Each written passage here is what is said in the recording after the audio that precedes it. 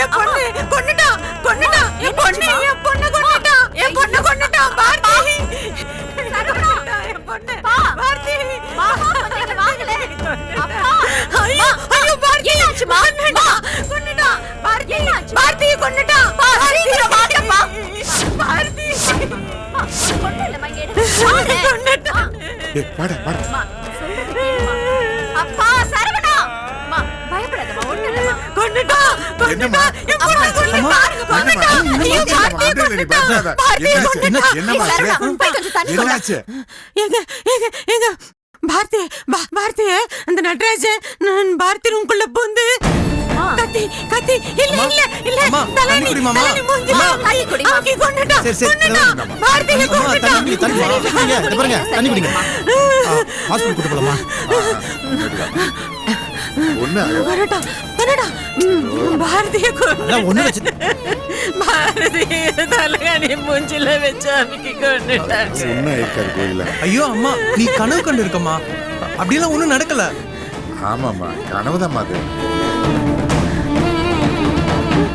ஒண்ணும் இல்லம்மா கடவுளே கனவுதானா ஐயோ எனக்கு நிஜம் போலே இருந்துச்சு அந்த மனுஷன் பாரதி ரூம்குள்ள போந்து கத்தியால குத்த போனாங்க அப்புறமா தலகாணிய மூஞ்சில வச்சு அமுக்கி என் பொண்ணு கொன்னுட்டாங்க எனக்கு ரொம்ப பயமா இருக்குங்க என் பொண்ணுக்கு என்னமா ஆயி போச்சுங்க முதல்ல போய் பாரதி பாருங்க போங்க சரி நாங்க போய் பாக்குறோம் அவளுக்கு ஒன்னும் ஆயிருக்காது இது பாருங்க நீங்க கண்டதெல்லாம் யோசிச்சு மனசை போட்டு குழப்பிக்கிட்டனால தான் இந்த மாதிரி கனவெல்லாம் வருது சரி உங்க திருப்திக்கு நான் பாரதிக்கு போன் போட்டு பேசுறேன் நான் பேசுறேன் நீங்க இருங்க கொஞ்சம் ஒண்ணு இல்லாதம்மா கனவுதான் அது அந்த மாதிரிலாம் இருக்காது ஒண்ணும் இல்ல ஏன் நினைச்சிட்டு இருக்காதம்மா ஐயோ ஒண்ணு ஒண்ணும் ஆலமா ஒண்ணும் ஆல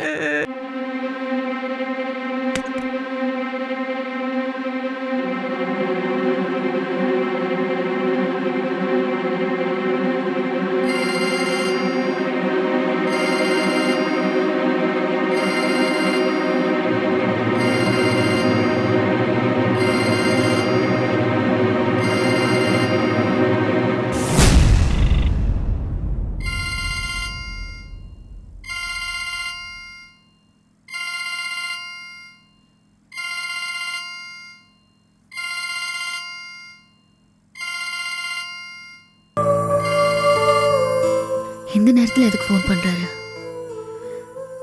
என்ன சந்தோஷ் இந்த நேரத்தில் ஃபோன் பண்ணுறீங்க? தூக்கம் வரலையா? இல்லை சும்மா தான் ஓகே. நல்லா அசந்து தூங்கிட்டு இருக்கிறவளை எழுப்பி கேட்குற கேள்வியை பாரு.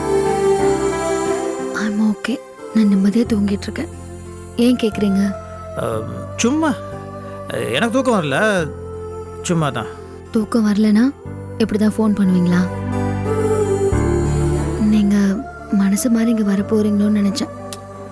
அதை விடு. சரி நீ சாப்பிட்டியா? சாப்பிட்டு பாதி தூக்கம் தூங்கிட்டேன். ஓகே. எதுக்கும் நீ இந்த லாட்ச் டோர் லாக் கரெக்டாக லாக் பண்ணிட்டு போடு.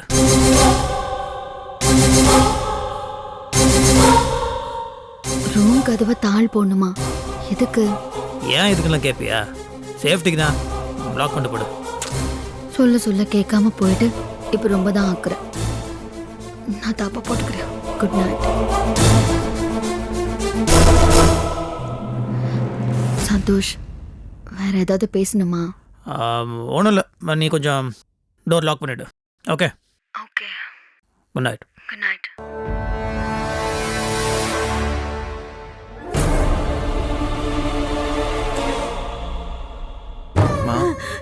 ஒண்ணு ஆகாதன்றல்ல. என்னம்மா மாறா சொன்னாங்க பாருங்க. அம்மா பாருங்க, ஒரு பிரச்சனையும் இல்லை. இப்பதான் பாரதி கிட்ட ஃபோன் பேசினேன். தூங்கிட்டு இருந்தா நான் ஃபோன் பண்ணதுக்கு அப்புறம் எந்திரிச்சா. சரியா? நீங்க சொல்றீங்க, நான் நம்புறேன். நம்புங்க. உங்க திருப்திக்காக கதவை லாக் போட்டு படுக்க சொல்லியிருக்கேன். சரியா? ஐயோ அதெல்லாம் ஒன்றும் ஆகாது. அந்த வீட்டில் அவளை யாரும் ஒன்றும் பண்ண முடியாது. நீங்க தேவையில்லாம ஏன் பயப்படுறீங்க? சரிங்க மாப்பிள்ள, சரிங்க மாப்பிள்ள. சரி நீங்க டென்ஷன் ஆகாதீங்க. நீங்க நிம்மதியா படுத்துங்க. நீ பயப்படாம தூங்குமா? படுத்துக்கிறேன். கண்டதையும் மனசுல போட்டு அழட்டிக்காதம்மா. இல்ல நான் படுத்துக்கிறேன். இந்த பாரு அம்மா தூங்குற வரைக்கும் பக்கத்துல இரு சரியா?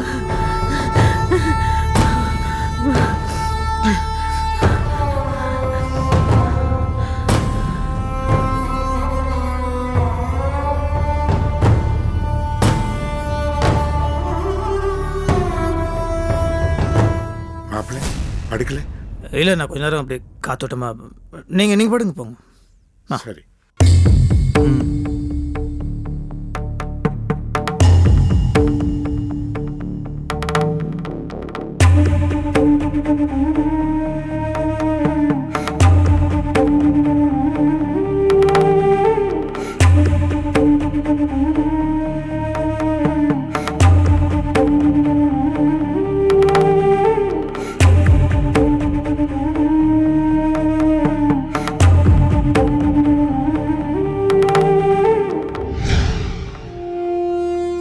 நான் பெரிய துரோகிடா,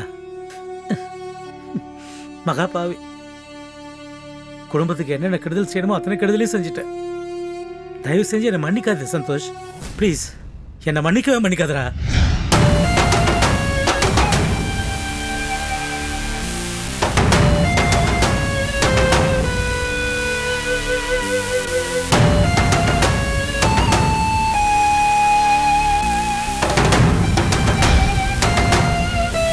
நீ அப்படியே என் அண்ணன் மாதிரியே இருக்கடா சந்தோஷ். ஒருத்தன் தப்பு பண்ணா அவன் மேலே கோவப்படுறதும், அப்புறம் அவங்க திருந்தி மன்னிப்பு கேட்டால் உடனே மனசு மாதிரி மன்னிக்கிறதும் எவ்வளோ நல்ல குணம் இல்லை? அது அப்படியே அவன் ரத்தத்திலே இருக்கு.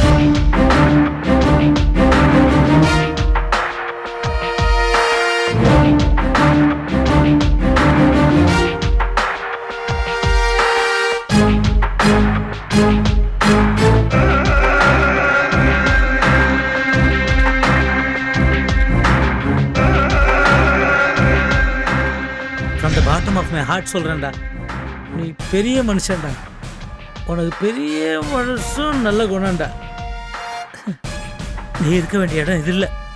இனிமேல் இந்த சித்தப்பன் உன்னை எந்த உயரத்துக்கு கொண்டு போகிறேன் பாரு. நீ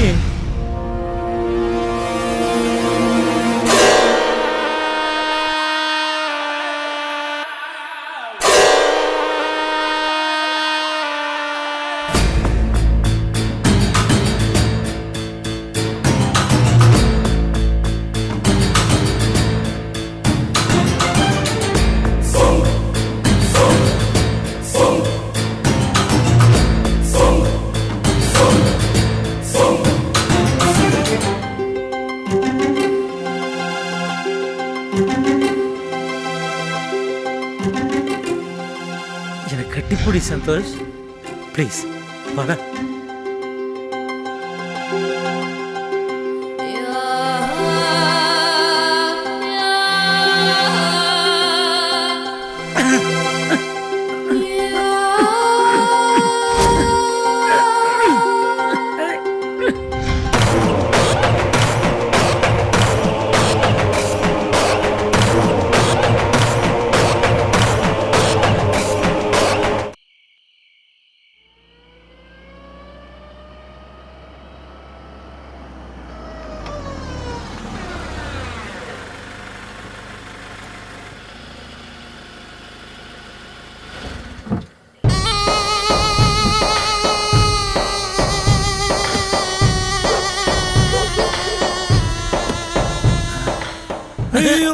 சார் சார் பார்த்து சார், நடக்கவே தள்ளாடுறீங்க. இந்த லட்சணத்துல நான் தான் கார் ஓட்டுவேன்னு பிடிவாதம் வேற பிடிச்சிங்க சார். போயிடுவீங்களா சார்? நீங்க முதல்ல பார்த்து போங்க சார். வழியில ஊத சொல்லுவாங்க, அதெல்லாம் கரெக்டா ஊதிட்டு போய் சேருங்க சார். அவசரப்பட்டு போதையில கொலைகளேன்னு சொல்லி தப்பான முடிவு எடுத்துடாதீங்க, நிச்சயம் மாட்டிப்பீங்க. போனது என்ன பண்றீங்க? உடனே படுத்துருங்க. ஐயோ, உங்க அட்வைஸை கொஞ்சம் நிறுத்துறீங்களா? தலைவலிக்குது. நீங்க ஒழுங்கா போற வழி பாருங்க. நான் போயிடுவேன் சார். நீங்க தான் சார் ரொம்ப தள்ளாடுறீங்க, பார்த்து போங்க சார். சார் அதான் கரெக்டா போகணும்னு சொல்றேன்ல. இதுக்கு மேல என் காலு சத்தியத்துக்கு கட்டுப்பட்ட மாதிரி தானா வீட்டுக்குள்ள அழைச்சிட்டு போயிடும். நீங்க கவலைப்படாதீங்க. நாளைக்கு காலைல நான் உங்களுக்கு கால் பண்றேன். ஓகே, நீங்க ஜாக்கிரதா. Good night. Bye sir. Good night sir.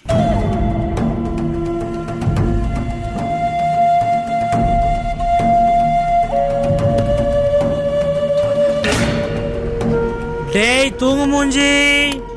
டேய் தண்ட சம்பளம் வரேன் சார். டேய்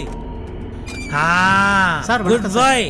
இப்படிதான் 2 தட்டு தட்டினோடனே டப்புன்னு வந்து கதவு திறக்கணும், இல்லைன்னா நான் உன்னை 2 தட்டு தட்ட வேண்டியதாயிடும். ஓகே, தூங்காம உட்காந்து வேலை பாரு.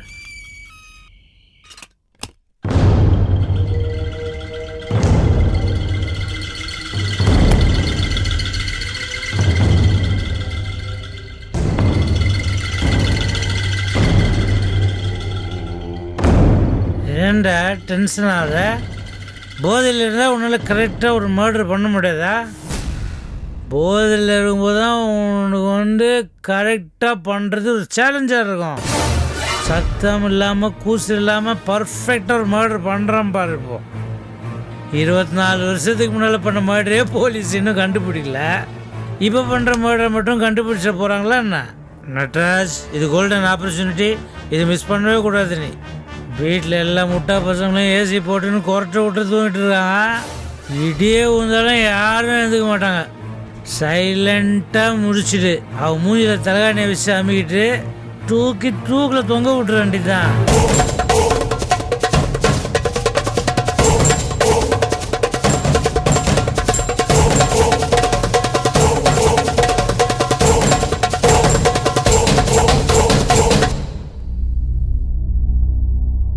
மற்றவங்க பார்வையில் வீட்டில் சண்டை நடந்தது, புருஷன் அவளை கைவிட்டு போயிட்டான், இந்த விரக்தியில் பாரதி தற்கொலை பண்ணிக்கிட்டாங்கன்னு பேசுவாங்க. மிஸ்டர் ஆடிட்டர், காலையில் என்னோட கிரிமினல் மெயின்டெனன்ஸை நீங்கள் எனக்கு கை தட்ட போடுறீங்க பாருங்கள்.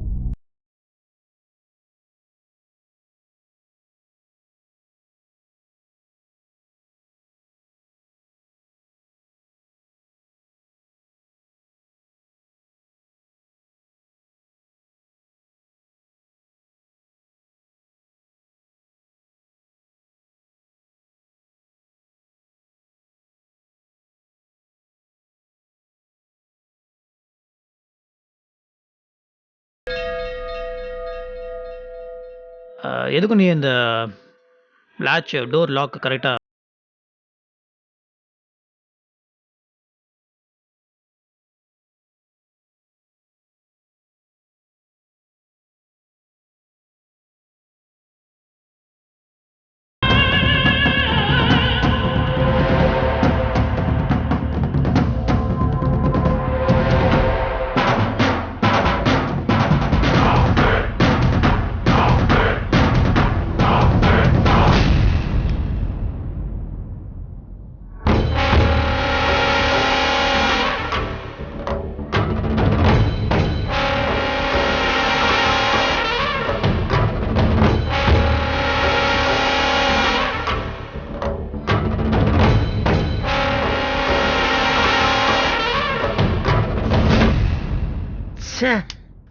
கதவை தாப்பால் போட்டுருவான்ற மேட்டரை நம்ம யோசிக்கவே இல்லையே. ஐயோ, அவளை எழுப்பி கதவை திறக்க வச்சு கொலை பண்ணுறதுலாம் நடக்காத காரியம். மாட்டி போனாம்ல பாரதி, இன்னைக்கு தப்பிச்சிட்ட.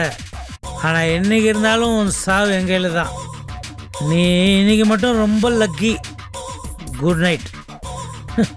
ஐ மீன், உனக்கு இன்னைக்கு நிஜமாவே குட் நைட்.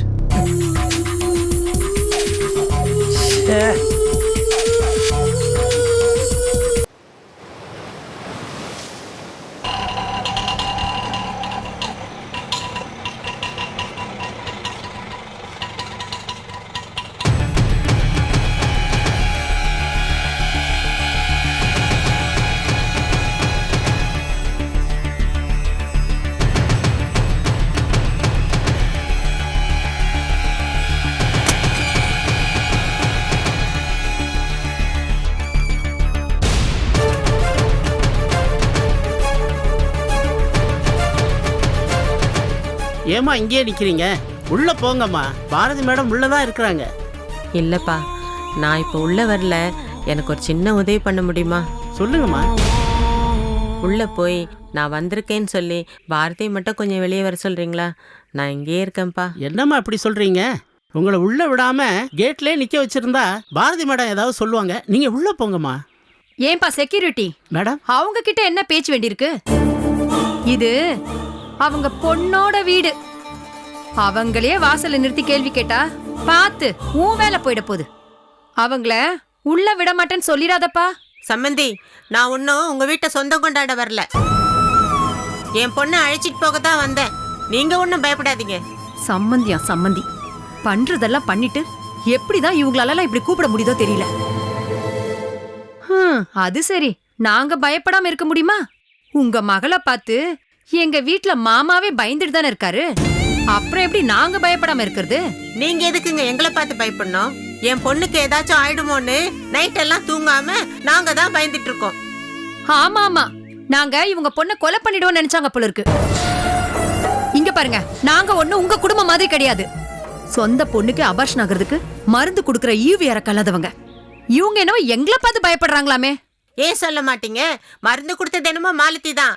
ஆனா அவளுக்கு கண்டதையும் சொல்லி ஆசை காட்டி மருந்து கொடுக்க வச்சது யாருன்னு சொல்லுங்க. ஊருக்கே நியாயஸ்தரு உங்க வீட்டுக்காரர் தான். அத முதல்ல தெரிஞ்சுக்கிட்டு பேசுங்க. சும்மா நீங்க பேச பேச பொறுத்துக்கிட்டு போவோம்னு நினைக்க வேண்டாம். ஆஹா, என்னம்மா பழி போடுறாங்கப்பா. ஆமா, உங்க பொண்ணுக்கு மருந்து கொடுக்க வச்சதும் என் புருஷன் தான். அவரை ஆளை வச்சு அடிச்சுக்கிட்டதும் என் புருஷனே தான். அப்படிதானே சொல்ல வரீங்க? ஆமா, என்ன ஆளை வச்சு அடிங்கப்பான்னு என் புருஷன் வந்து உங்க மகன் கிட்ட கேட்டாரா? உங்க புருஷன் செஞ்ச காரியத்துக்கு தான் என் மகன் அடிச்சான். அவ்வளோ அடிச்சும் புத்தி வந்ததா? இன்னும் குடும்பத்தை கெடுக்கிறதுக்குன்னே அலையுது இந்த ஜென்மம். இங்க பாருங்க, அவரை ஜென்ம கின்மன் பேசுனீங்க, மரியாதை கெட்டுடும் சொல்லிட்டேன். அதாவது அங்கங்க வைக்காம இப்படி மட்டமான குடும்பத்துல பொண்ணு எடுத்தாரு பாருங்க. எங்க பெரிய மாமாவை சொல்லணும். மட்டமான குடும்பமா? இதோ பாருங்க, நாங்க ஏழைங்க தான். ஆனா உங்களை மாதிரி பணத்தாசை பிடிச்ச அலையில கஞ்சியோ கூழோ சொந்தமா உழைச்சு சாப்பிடுறோம். அடுத்தவங்க குடும்பத்தை கெடுத்து சொந்த அண்ணனுக்கே துரோகம் பண்ணி சொத்தை புடுங்க பிளான் பண்ணல. எப்படி எப்படி எங்களுக்கு பணத்தாசையா? அத நீங்க பேச வந்துட்டீங்களா? சந்தோஷ் கெட்டவன் தெரிஞ்சும் உங்க பொண்ணு கட்டிக்கிறேன்னு முன்னாடி வந்து நின்னாலே அதுக்கு பேர் என்னங்க? பணத்தாசை இல்லையா?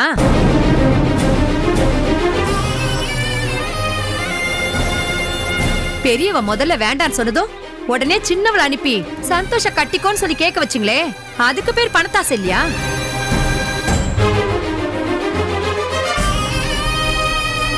பெரியவனுக்கு மூத்தவளை கட்டி வச்சதும் இல்லாம சின்னவளை வச்சு என் மகனுக்கே இல்ல வள விரிச்சுங்க. இதுக்கெல்லாம் பேரு பணத்தாசை இல்லாம வேற என்னங்க? பேசுற பேச்ச பாரு. உங்க குடும்ப விவரத்தை பேசினா சொந்தி சிரிச்சிடும்.